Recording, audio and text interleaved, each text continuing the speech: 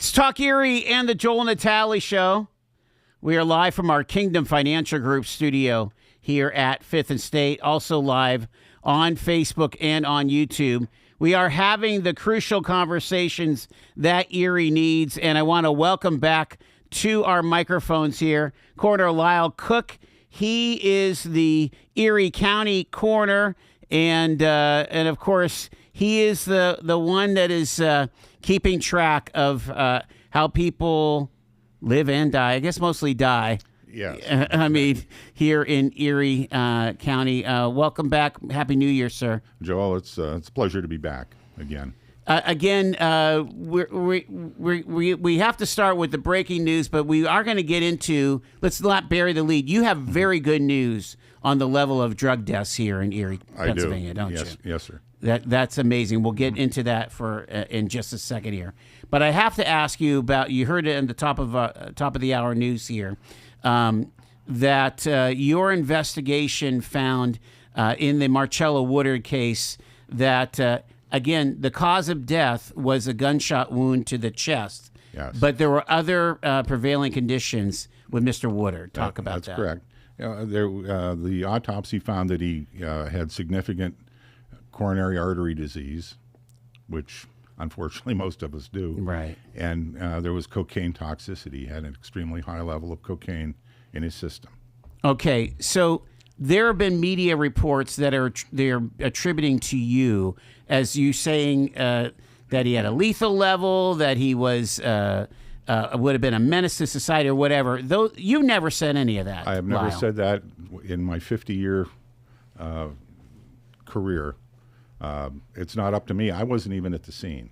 Mm-hmm. I have no way of saying that. All I can say is what was in the system at the time that the fluids were drawn and sent away to a lab in Philadelphia. Okay. And but as far as how that affected anybody physically or psychologically, we have never been able to say that, nor would we. That's just not something that you say. No. Can you go through educate us on toxology? Because fluids were drawn, within hours of the deceased? Yeah, we always do that at the beginning of the autopsy. And how long does that take, and what are they screening for? We generally draw 3 different fluids, which is cardiac blood from the chest, urine, and eye fluid. Eye fluid's a very good platform for toxicology because in cases where where the EMTs are involved, the first thing they start is fluid challenges, IVs, and things, and it changes the makeup of the blood, the chemistry. Because they're pumping in saline or whatever right away. Now, but it doesn't affect the vitreous humor in the eye. Okay. Or in the case of somebody under 25 years old, the synovial fluid under the knee. Interesting. But it's very difficult to get that, so we don't bother. Those 3 fluids are gathered. It's sent to the top lab in the country, National Medical, which is the same lab that the FBI uses. And that's in Philadelphia. That's outside of Philadelphia. And we test for 1,100 drugs and chemicals. Wow. Or they do, I should say. Yeah. And when we get everything, it comes back in nanograms, which is 1/1,000,000th of a gram. So that's how finite our findings are. How long does that take? It depends. It generally takes 2 to 3 weeks for that to come back. Every drug in the United States, from aspirin to heroin, has a therapeutic level, a toxic level, which means that there would be untoward symptoms, and a lethal level, which will cause death. So we compare every drug by its number to those 3 possibilities. And so 3 weeks, let's say, later, you received the toxology report, and then you were able to analyze what levels the drugs that were in Mr. Woodard's system were at? That's correct. And what level was cocaine at in his system? I don't remember what the actual numbers, but it was extremely. It was over 100 times. So is that considered lethal? Yes. All right, and so, but in your report, did you say that this was a lethal level? I don't. I don't see the word lethal in here. Do you? Do you? If you look at the bottom. Okay. Where we have where I have the drugs. Yes. I don't know. So let's say 7,700, and then I'll say lethal. Okay. And then it'll have the range. Okay. Yes, I see that. And I think lethal is between 40 to 31,000. That's correct. Wow. And this was at 7,400. Right. Wow. Yeah. Right. And fentanyl, for instance, which is our big killer, the lethal dose is 3 nanograms per milliliter, which is 1/6 of a grain of table salt dissolved in a tablespoon of water. Wow. So that gives you an idea of just how accurate these numbers are. So the they found ethanol, cocaine, benzoylecgonine. Yeah. That's first pass metabolite of cocaine. Okay. And then the cocaethylene. Right. Again, I can't pronounce any of these. Hydrocodone, and but the specifically you had lethal levels of the cocaine and the benzoylecgonine. Right. Wow. All right. So that was part of the report here. It was sent to the funeral home, right? Yes. And the funeral home then files it with the state, and the state makes the copies for the family. The certified copies they would need for anything legal. And so, can you help us understand why this became a news story now 5 months later? I wish I could. Okay. Because this was available within 3 weeks of the deceased, right? Okay. Yeah, I've often said that there's nothing more dangerous than a slow news day. Wow. Yeah. Okay. Okay. But again, we have to make sure that people understand the cause of death was gunshot wound to the chest. That's right. And I mean, that you call it a homicide. Yes, the drugs would not change that. Yeah. But the cause of death was due to the gunshot wound to the chest. A homicide, by definition, is the death of a person at the hands of another. Period. Yes. So whether it's law enforcement or somebody else or a homicide. Matter of fact, if anywhere that they would do legal executions in the prisons, the coroner is required to attend those because that's a homicide. Sure is. It was not an accident. It wasn't natural. It wasn't a suicide, and it wasn't undetermined. So we only had the 5 choices. When you do an investigation, I noticed that your chief deputy, Reckitt, was the investigator. Is that a law enforcement function of yours at that point, or not really? It's an official function of the state, right? Yes, yeah. We're required to do that. They keep us separate to prevent rulings from being affected for any other reason. So consequently, we can't have the police doing this and then trying to determine the events that led up to the death. Mm-hmm. So we're completely separate from everybody. Okay. And that way it tends to be more pure. Because I mean, I'm Reckitt is talking to. Sounds like he's talking to witnesses here, because he talks about he was stopped at a traffic stop when he reportedly, or is he talking to? Well, how does that come out? It depends. In a case like this one, we're not present at the scene. We would get that from the police. Okay, gotcha. Because they've already started. I'm just trying to understand the workflow. Yeah. And we don't want a lot of details. We just want what happened here. It's right. Just like motor vehicle accidents, things like that. That they were traveling at a high rate of speed down State Street.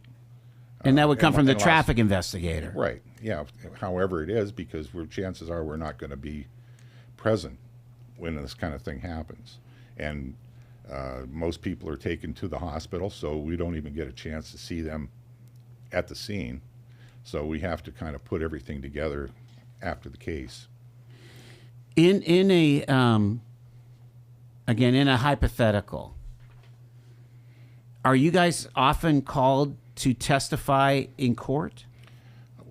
Actually, our pathologist is. Okay. Dr. Lukasevic, more so than we are. Generally, they will stipulate to my report because there's nothing there to argue about. Right. Really. Right. And we keep everything very very vague because we don't have that kind of information. But your pathologist examined the body, right? Or no? Yes. He performed the autopsy. Okay. And so that would be... Yeah, I order the autopsies. He performs them and then gives me the findings. Gotcha. And then I make my ruling. So he doesn't rule on anything except cause of death. I'm sure a lot of people don't again. Oh, they don't. I don't understand this. No. I mean, I've never heard this. No. I mean, we watch CSI, but we're not getting this kind of granularity on how the Pennsylvania system works. Right. And it's not a whole lot different in any state, a little bit, but but the bottom line is the coroner in Pennsylvania, because we're a commonwealth, is the top law enforcement officer in county government. We have a subpoena powers up to and including an appellate court judge, and that is to prevent anybody from interfering with our findings, and hence our ruling. Wow. So, I mean, it'd be very easy to say, hey. Yeah. And money's involved, especially with accidents and things like that. Sure. So everything we're completely devoid of, we have to work with everybody, but we don't have anything to do with the others. So your pathologist is busy during court season. Yes. Especially when it comes to homicides. Because plus we do the coroner's autopsies for 14 other counties, all in northwestern Pennsylvania. So he has to travel to Mercer County and Crawford and all the other Warren County as necessary. Yeah. But so if people want the final word regarding your connection to the Woodard case, they just have to look at the investigation report. Right. This is everything that you have to say. That's all that comes out. Yeah. Right. Yeah. I appreciate you willing to explain that to us here. Certainly. Because again, we just don't understand it, and it is helpful that that Mr. Reckick and you identified what was in the bodily fluids and the lethal levels, because that really explains that. Yeah, and we do that on every case. Yes. We do the full toxicology along with a total autopsy, which is cranial, thoracic, and abdominal. Wow. So it's even after 50 years, I'm still fascinated by it. Yeah. I would imagine. Coroner Cook is with us here. We're going to talk statistics, but we got to take our first break. It's Talk Erie and the Joel and Natalie Show on this Wednesday.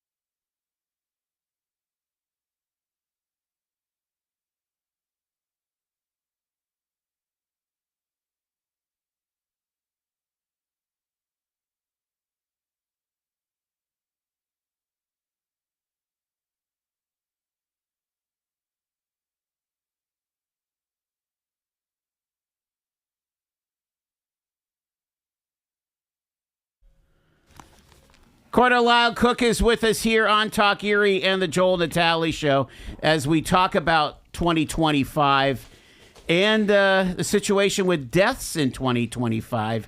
And I know that the Erie City Police are touting a reduction of homicide in the city here, but you have the whole county view here. So let's start at the top.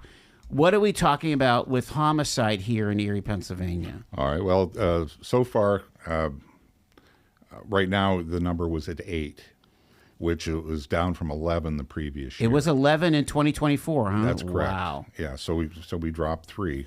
Okay. Which is significant. I mean, that's 3 lives. 100%. Yeah. So now, do you make the determination? Like, I mean, if I had Chief Spizzarni or now Chief Laura on, he would say, this was domestic, this was this was that. You don't go there, do you? No. You're going with the nature of the homicide, right? The only thing the coroner does is the cause and manner of death. And the manner of death is a legal pigeonhole. There are 5 manners that I have to choose from, and there are no gray areas. Every death is either natural, accident, homicide, suicide, or undetermined. And that's as far as that goes. So you don't even qualify whether it was via gunshot wound, or do you, or stabbing, or blunt force trauma? Well, that's how I determine the manner of death. Okay, that's a separate thing. If somebody else inflicted the stab wound or the gunshot wound, now it's a homicide. It's a homicide, yes. If the person, there's reason to believe that they did to themselves, it's a suicide. Okay. Or if there's is there such a thing as undetermined? Oh yes, yeah, we have undetermined, and undetermined is only used in cases where we cannot, despite our knowledge and our science, we're not able to determine the cause and manner within a medical or scientific certainty. Okay. So that's and a lot of times, especially in infants, there's just, despite everything, we can't. We can't locate a cogent cause of death. So yeah, you can't rule out SIDS, but it may not be SIDS or something like that, right? Yeah, and there's certain rules about all of that. Yeah. And so we were down 3 on homicides. Wow. Yeah. In 2024, Erie County had 682 natural deaths. Last year, or the year before, 463. So our numbers are way down. Say that again for natural deaths. Yeah. In 2024, we had 682. Okay. 2025, we had 463. Oh, that's really interesting. And those were natural deaths. It came through my office. Right. And again, when we were talking during the COVID time, you didn't go there. No. You basically said natural death is a natural death, right? Exactly. You weren't able to determine that kind of thing. Even though, were you being asked to do that? COVID related? Yeah, somewhat. Yeah. Okay. But that was more from the funeral directors, or no? No, it was from like the medical community. Okay, and that gotcha. kind of thing. Yeah. So you didn't go there. No. Yeah. I'm not in a position to change based on any other reason than what the law requires. Right. Again, these laws are well established by the legislature. Yes. And have been for many years. Yeah. Okay. And accidental deaths. Yes. Which is technically a death that could have been prevented. 2024, we had 222 accidental deaths. Last year, we had 169. So that number is considerably down. That's really surprising, Coroner, because we had those awful drowning deaths last year. Oh, yes. I mean, again, it's like people getting bit by sharks. We think that there's like an overwhelming amount, but maybe it just gets more attention or something like that. Exactly. You never know. A lot of this stuff you never hear from, but accidental deaths can be anything from a motor vehicle incident. Quite a few of these are due to falls for older people. because if you fall and break your hip, you don't die from that. You die from the complications of a fractured hip, which is either a fat pulmonary embolism, yes, or pneumonia. And that's so usually you 6 trace weeks. it back. Oh, yes.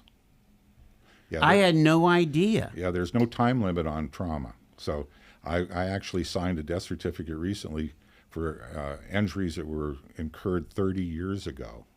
And the person has been institutionalized ever since because of it.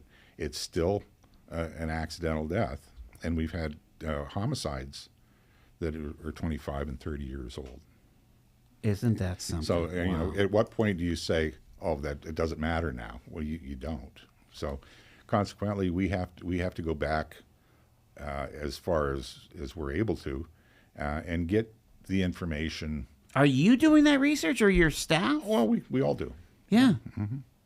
I mean, yeah, we don't. I mean, have, you would look at what, medical records from their primary care or we whatever? try to get medical records. We even go to libraries for newspaper ads. We try to talk to the families, and they'll say, "Well, gee, there was an accident. It was kind of on its way to Erie." You know, most people don't remember. Wow. Some do, and so we do the best we can with it. But the bottom line is that we're saying that the death would not have occurred had it not been for this event, and that's kind of it's a negative feedback type thing. Oh my word, that's remarkable here. Again, you mentioned homicide. Why don't you say it one more time? Oh, the homicides, we went from 11 in 2024 to 8. And that's all across Erie County. That's all of Erie County. Yeah. And of those 8, only one of them was from out of county. They were brought into Erie, and because when it comes to coroner's deaths, coroner's jurisdiction is based on the county of death without regard for where the injury occurred. And with the helicopters and the trauma center, we've got people coming in from Ohio, New York, West Virginia. If they die here, it's an Erie County case. It's an Erie County homicide. And now we've got whether it's accidental or whatever it is. So yeah, we spend a lot of time doing that kind of thing.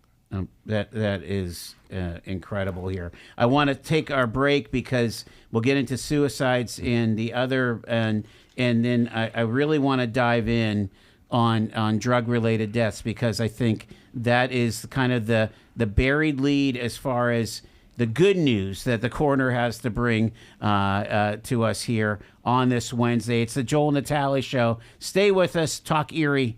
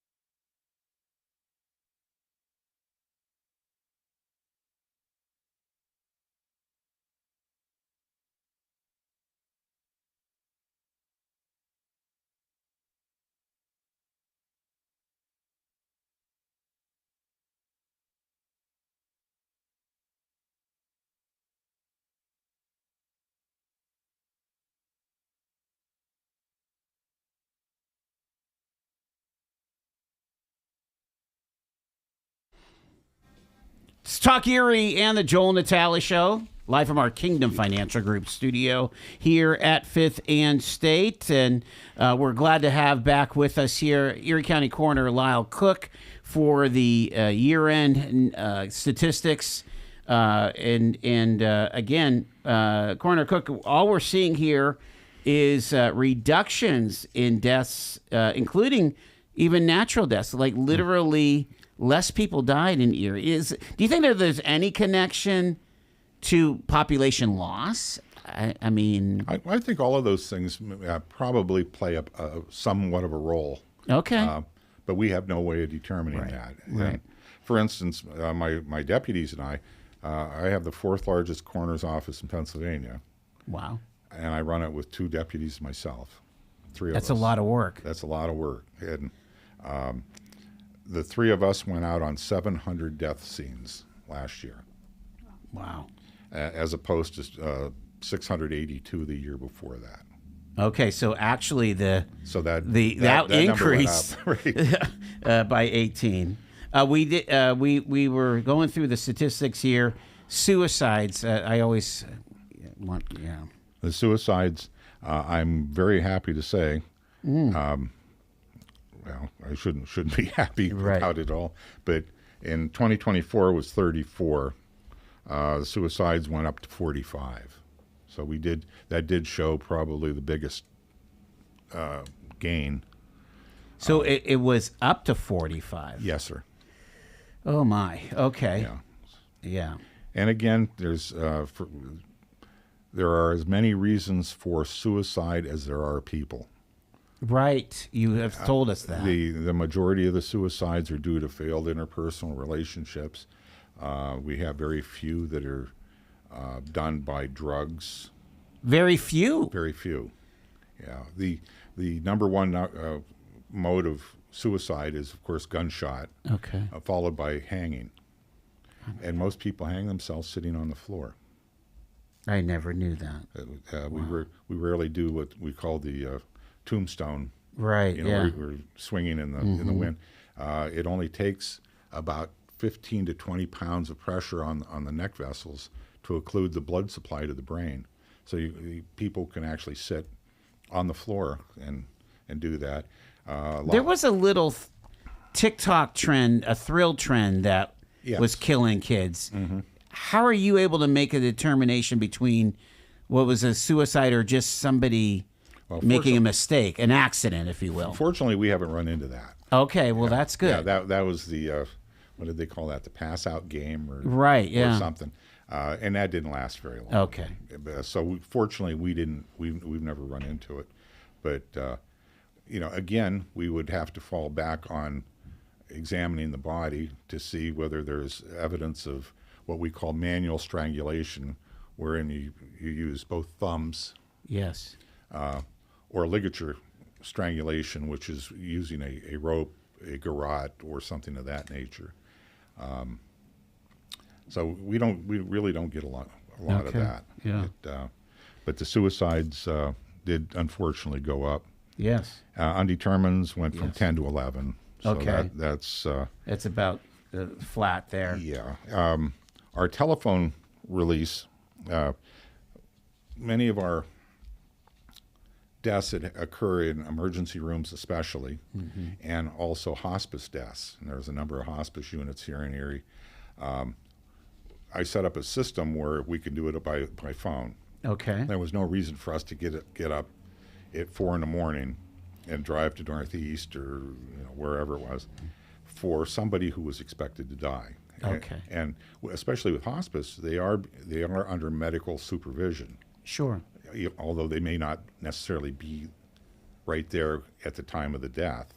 They have nurses there generally every day. Right. Healthcare people. So there was no reason for us to go out on those. And likewise with emergency room deaths, anybody that dies within 24 hours of admission to any institution is a coroner's case and has to be reported to us. And then I decide at that time whether we need to look into it or not. Last year, in 2024, we had 760 telephone deaths. Last year we had 812, so that number went up that went again. up too. So that again, that's encompassing all the other debt. I mean, so you're basically responsible for identifying or counting at least every single time someone dies in Erie County. Generally, a lot. If someone dies of natural causes over 24 hours after being admitted to Hammond or St. Vincent or Mill Creek, they don't even have to report those to us. They don't. No. Okay. All right.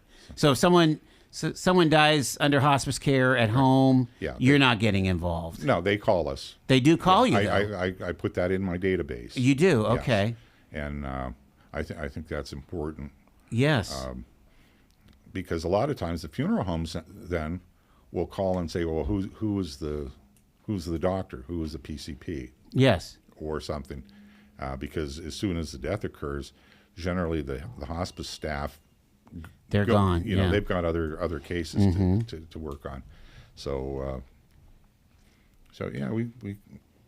That's. I mean, when you count all that up, that's well over 1,000. What? How much is it? Did you count it? No, I didn't. I mean, you're talking almost 2,000 cases. Yes, and we had our scattering ceremony at Pleasant Ridge in September, every other year on 9/11. This year, I scattered 73 urns. That number. Explain that to our folks because they need to hear this story here. Well, essentially, the law requires the coroner to become involved anytime there's a death and no one comes forward to claim the body for disposition. And what we're seeing now, and I always said that death is a reflection of our lives. And people just don't care like they used to. I hate to say that, but I've seen it.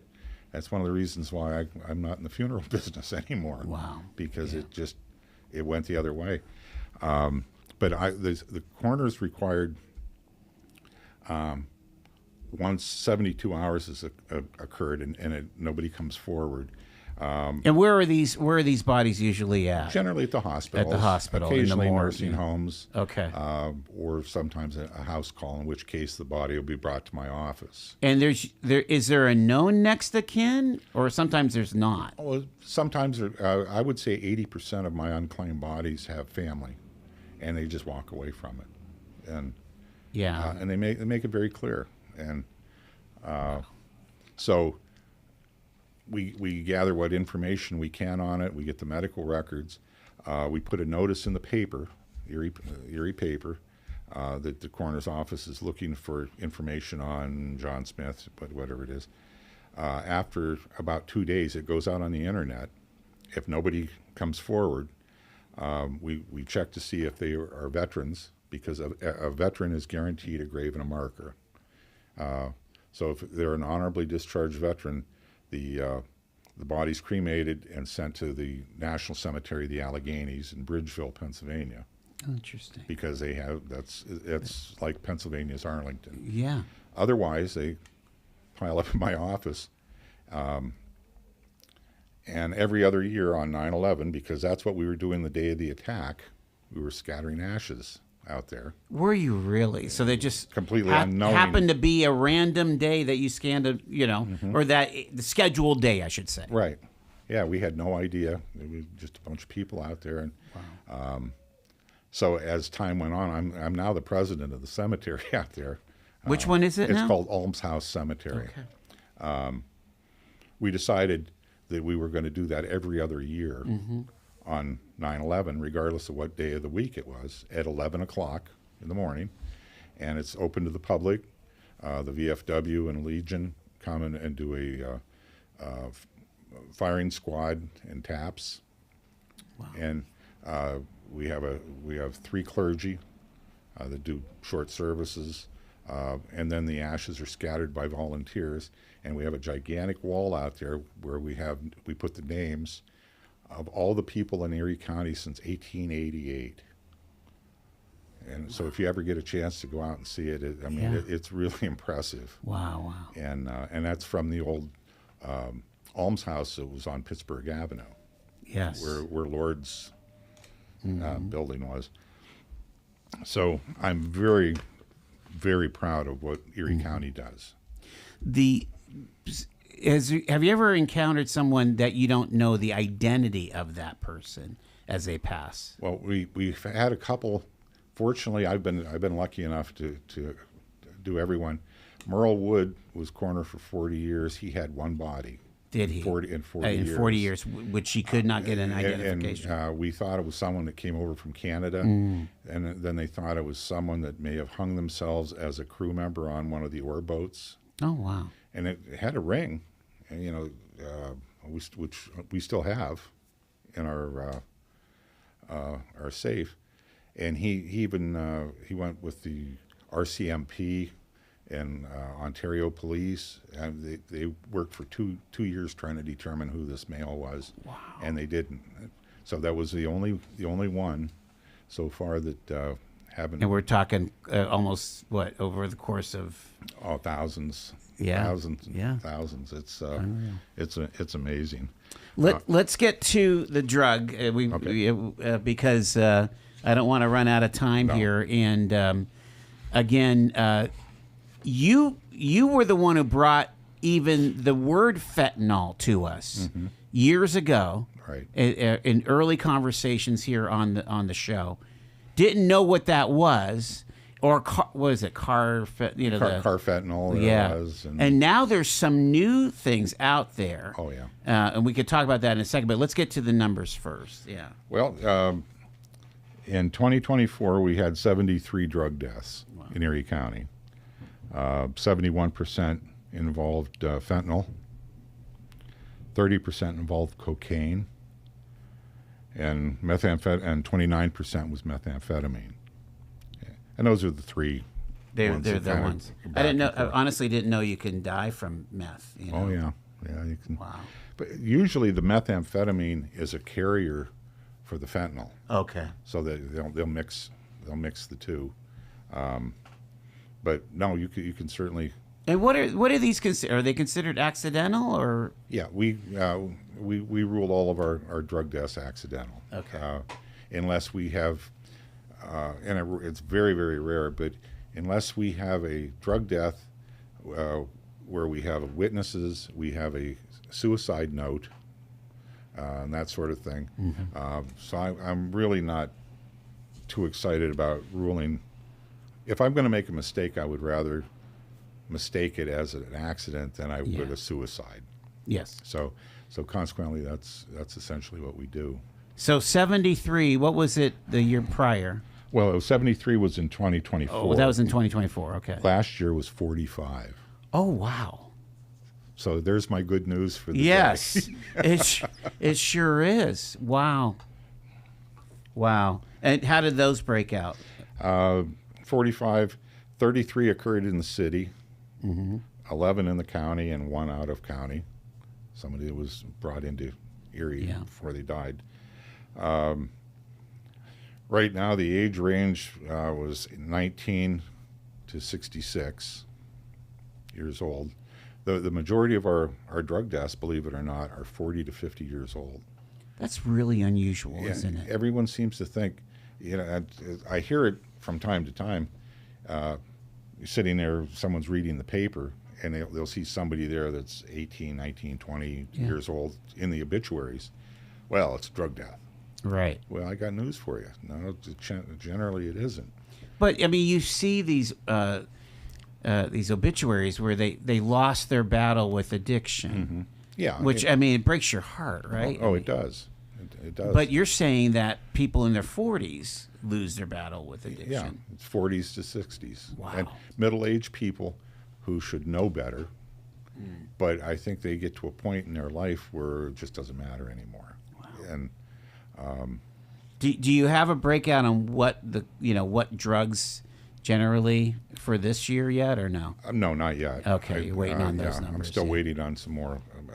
Is your hunch that fentanyl is still the leading cause? Yes, yeah, Okay. and it's approximately 68 to 70% are male, 30% are female when it comes to the drug deaths. Caucasian is 80%, and that's been pretty steady all the way through. Yeah. And about 27% black, and then the rest was Hispanic. Okay. Talk about some of these new drugs. Again, every once in a while I'll read an article in the national news about this, this drug where it actually lowers their heart rate, and that is the high, and then it speeds up their. I can't even remember what the. Yeah. Are you acquainted with that? I read little bits and pieces about it, but I don't. You're not encountering so much that stuff? Not yet, no. Okay. Erie's kind of behind the 8 ball. Don't you? In so many different ways. Right, yeah. So chances are, it'll already gone through the United States before we even hear about it. Before we hear about it. Wow. And I appreciate that. But yes. We hear all kinds of them, and I've said a number of times when I speak at groups, all I know is that next year something's going to come up. And it's going to, I don't know who the guy was that decided to lick the frogs. Right. Do you remember that? Yeah. Oh, my word. Really? It's probably the same guy that looked at a lobster and thought, boy, that's delicious. Right. Yeah, lobsters used to be garbage, and now it's a delicacy. Absolutely. It makes me wonder, but it seems like the numbers have just dropped a lot. Sure have. Considerably. And again, it's our duty as the investigators, the press, of saying, okay, let's talk to folks in social services. Let's talk to the drug and alcohol counselors and see what are we having better outcomes? Yeah, I mean, it could be all a good news story. It very well could be. And Narcan, of course, everyone made a fuss about Narcan. Narcan's no good for fentanyl. Has no effect on it whatsoever. And I noticed that you didn't mention any kind of opioid, like an actual heroin. Yeah, we're not seeing. We haven't seen heroin in it's probably close to 5 years now. Cocaine is really the only opiate that we run into, and that's the only kind of drug that Narcan is effective for. It naturally do that, occurring opiates. Right. And but I don't think I don't know where any of that stands, to be honest with you. Right. Well, we've done some really good work with law enforcement. Yeah. We pulled a lot of drug dealers off the streets through the Eagle Task Force, and again, we can check in with law enforcement about those kinds of things. But it is heartening to see that addiction is claiming less lives, at least right now. Yeah, it would appear, and I like to think that it's going to continue that trend. And we've seen trends with motorcycle deaths. You saw a drop in that too, correct? Oh yeah, big time. Yeah. And, we'd had 13 in 2024, and I think we only had 5. Wow. But I haven't been able to do the numbers yet. Right. Yeah, and that would include even like deer hits and things, right? Yes. Yeah, because that's an accident. Doesn't matter. It's either motor vehicle or motorcycle. Right. And of course, we're running into problems with these people riding the electric bicycles and just casting fate to the wind. And seriously. Oh yeah, I see it in the morning, and I want to roll down my window and hold one of my business cards out for them. Oh my gosh! No, it's true. I mean, either they're going to get hurt or a pedestrian's going to get hurt, and that usually includes me. I've been standing out here in front of the studio, nearly getting clipped on somebody that's going 35 on the sidewalk. Right. It's ridiculous. Yeah. So we're seeing a lot of that. Yeah. And other than that, the only other thing that's up is the cremations. Okay. I have to approve every cremation before it's done. For anyone who dies in Erie County, we went from 2,363 to 2,435. Yeah, less and less people just choosing the full burial, huh? Yeah, and I think that's going to change a little bit because the cost of cremation has gone up because the funeral homes have to keep their doors open. Right, right. We know that. Yeah, there's cost of all that, and again, we're not going to get into the values of full burial, but some of us believe in it. That it's healthier for the living family to experience that. But Lyell, I appreciate so much your candor and the information and the education we get every time we talk to you. I really appreciate it. You're very welcome. It's good to talk to you. I'm amazed how fascinated people are with what I do. Yeah. It makes me pretty popular when I yes, when I go into a store or something, and I can hear people whispering. That's the coroner. There he is. There he is. Is there a crop of young folks getting involved in, funeral, whatever you call your business, Well, as far as the coroner, probably not really. No. The difference is that to be coroner, it's more of a political thing than it is. Of course, I like. What do you run every 10 years or something? Every 4. Every 4. Every 4 years. So okay. I've got another term coming up. I think I can manage. But of the 67 coroners in Pennsylvania, 3/5 of us come from funeral backgrounds, just as I do, because that's the one field that melds the best. Because we're taught to deal with families and all kinds of things, so we're not seeing a whole lot of that. Okay. And people don't want to get involved in. At some point, we're going to need to see some 20s and 30 somethings. Oh yes. Want to do this, And I don't know what's going to, I don't know how it's going to play out as time goes on, but I don't see a lot of growth in the funeral industry. Yeah. But they asked me why I got out, and I said, 5 years of college to be an undertaker, not an order taker. So consequently, I'd had enough of that. But I understood. So like I said, it's a reflection of our society, and I don't know where it's going to go. Well, and again, it's important that we, as a society, understand to respect the deceased and respect the families that are in grief. But we appreciate, again, everything that you do. Thank you. Coroner Lyell Cook here on the Joel and Natalie Show. Thanks so much, sir. Oh, anytime, Joe. Thank you.